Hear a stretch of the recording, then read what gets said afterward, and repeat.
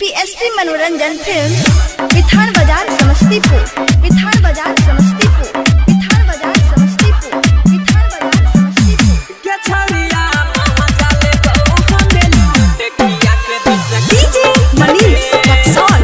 के छरिया महाजाले बहु हमें लूट किया के दिस आई तो खूब मजा आई के हमारा संगे सूत गे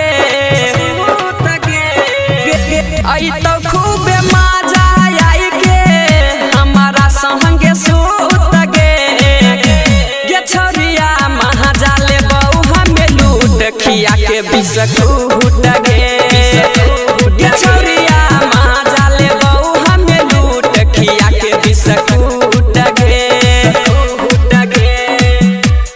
छरिया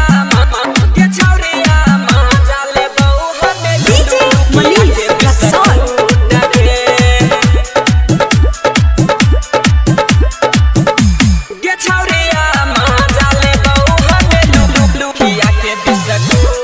पीएसपी मनोरंजन फिल्म विठान बाजार समस्तीपुर। आई तो मजा ऐसे क्रीम से बढ़ के छहिला ली पप गे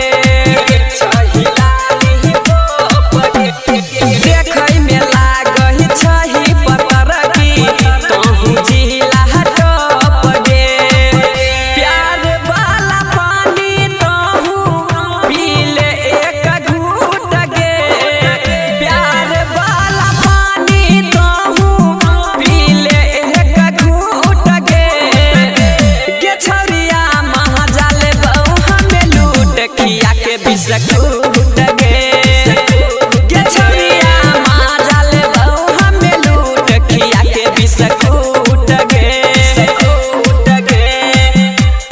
छरिया महाजाले बहु हमें डीजे मनीष रक्सौल। पीएसपी मनोरंजन फिल्म विठान बाजार समस्तीपुर, विठान बाजार समस्तीपुर, विठान बाजार।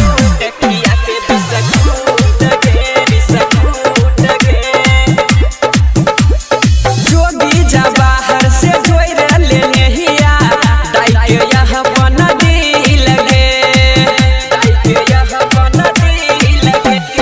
राइटर गुलशन आनिक कहै छ मनीष संगे वही लगे भूल जैबहि चौमिन बर्गर औरी दाल मुहट गे भूल जैबहि चौमिन बर्गर औरी दाल मुहट गे छरिया महाजाले बहु हमें लूट खिया के बिस्कुट गे छरिया महाजाले बहु हमें लूट खिया के बिस्कुट